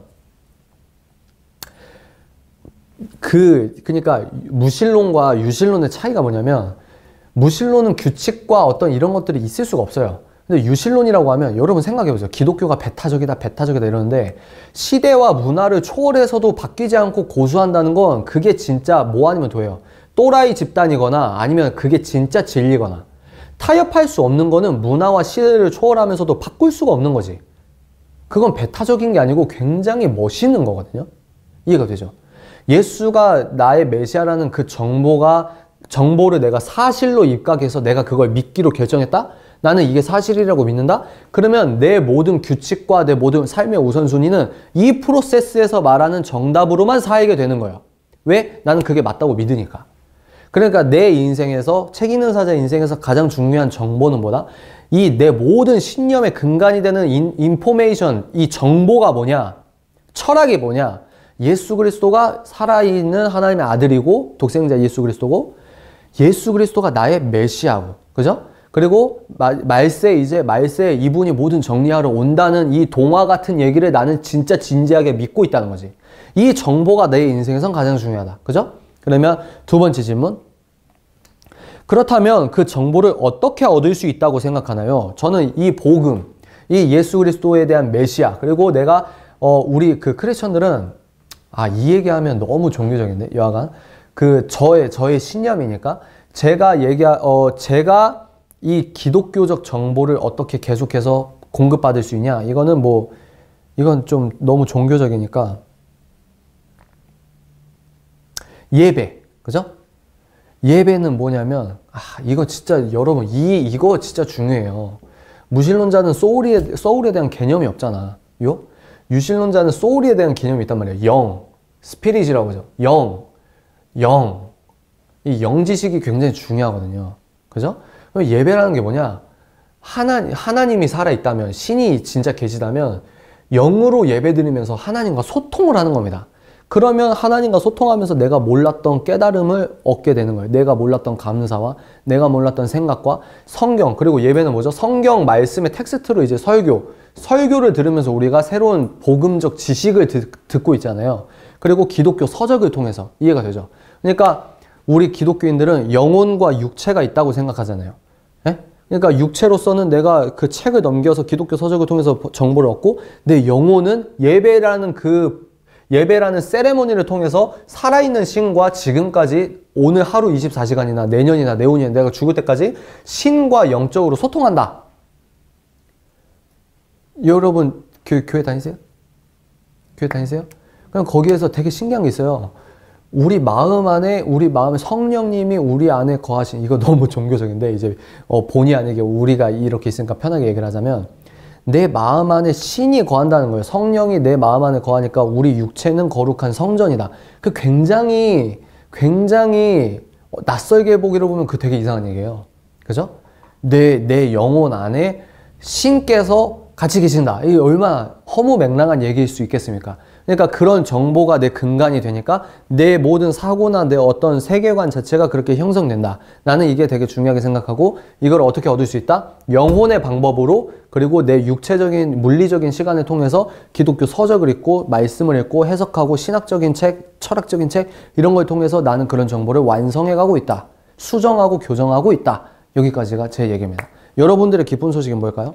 제가 그냥 다 얘기를 하겠습니다. 편하시죠? 그러면 사람들이 쫓고 있는 기쁜 소식이 뭐냐? 사람들이 쫓고 있는 기쁜 소식이 뭘까요? 이런 것들. 사람들이 이거를 기쁜 소식, 이거를 가장 중요한 정보라고 믿고 있고 이렇게 살고 있죠. 그죠? 돈이 제일 중요하다는 정보가 근간이 되면 그렇게 사는 겁니다.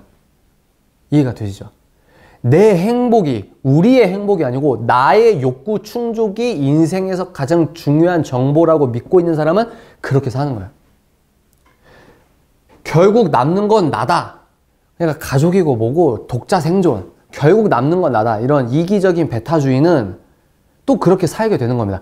그러니까 자기가 어떤 정보를 가장 중요한 정보라고 인식하느냐에 따라서 이 사람에게 이 원액으로 파생되는 생각의 흐름과 철학적 흐름과 행동의 흐름이 각기 다 다르다. 그러니까 정보가 중요하다. 그러니까 여러분들이 어떤 뉴스를 진짜 중요하게 생각하냐에 따라서 여러분들의 자기계발적인 어떤 방향성이나 성장 속도나 이게 완전히 갈리는 거예요. 그럼 뭐가 더 중요하냐? 그러니까 믿음의 문제라는 거죠. 믿음의 문제. 신이 없다? 그러면 모든 규칙이나 이런 것들은 상대적이기 때문에 의미가 없어요. 신이 있다는 말은 절대적 규칙이 있다는 말이거든요. 신이 없으면 만약에 제 추론으로 신이 없다? 그럼 나는 내 욕구대로 살겠죠. 왜? 규칙이 없는데. 안 그래요? 사회가 뭐라 보든 말든 아니 나는 이게 맞다고 생각한다니까? 그럼 막 여러 명이나 자겠죠. 이해가 되세요? 규칙이 없으니까 나는 그렇게 받아들이는 거야. 사람들이 어떤 정보를 마음속에 갖고 있느냐 따라서 그러면 이 정보가 많은 사람이 치밀할까? 아니에요. 많은 사람들이 이런 생각, 이런 진지한 생각과 이런 숙고와 통찰을 갖고 있지 않아요. 이런 것들을 생각하려고 하는데 뭐가 뺏어간다? 뉴스가 뺏어간다는 거예요. 사람들의 생각이 시간이 지남에 따라서 계속 가벼워진다는 거죠. 사람들의 생각이 2000년 전에 태어난 사람, 우리는 그 사람이 멍청할 것 같고 아니요. 2000년의 사람과 지금 사람과 생각의 밀도가 달라요. 종교개혁이나 이렇게 뭐 칼빈이나 츠빙글리나 뭐 루터나 츠빙글리나 칼빈 같은 경우는 어릴 때부터 헬라어, 히브리어, 원어로 성경 읽고 막 이런 사람들이 많거든요. 누가 천재냐는 거죠. 르네상스 조각 보세요. 지금 예술가가 그렇게 할 수 있어요? 없다고. 누가 해? 그거를 대신? 입력값 올리면은 3D 프린터가 조각을 해준다는 거예요. 그러면 아무리 3D 프린터가 조각을 똑같이 한다 그래도 그 인간에게 나오는 영감적, 예술적 에너지가 있을까요? 물론 A, B, 누가 어떤 게 기계로 만들었나 모르는 상황에서 똑같은 대리석 깎아가지고 만들면 사람들이 착각할 수도 있겠죠. 그죠? 그러나 우리는 의미를 부여한다 이거예요. 의미를. 그러니까 우리는 점점 바보가 된다. 점점 바보가 되고 있다. 왜? 이런 철학적. 그러니까 뭐가 너 인생에서 가장 중요한 정보니 한 번도 생각을 하지 못하는 사회를 뉴스가 조장한다. 이 말입니다. 이게 오늘 결론이에요. 여러분들이 독서 모임 끝나고 이제 집에 가시면서 내 인생에서 가장 중요한 정보는 뭘까? 이걸 여러분들 곰곰이 생각해 보시면 알랭드 보통 말처럼 여러분들의 인생은 굉장히 지금부터 풍요로워지는 겁니다. 이런 질문을 생각하는 것 자체가 여러분들의 풍요로워지고 있는 단계, 그 시발점이라고 생각합니다. 이해가 되시죠? 오늘은 여기까지 하겠습니다. 그러면 여러분 다음 독서 모임 공개를 하겠습니다. 다음 독서 모임 주제는 짠!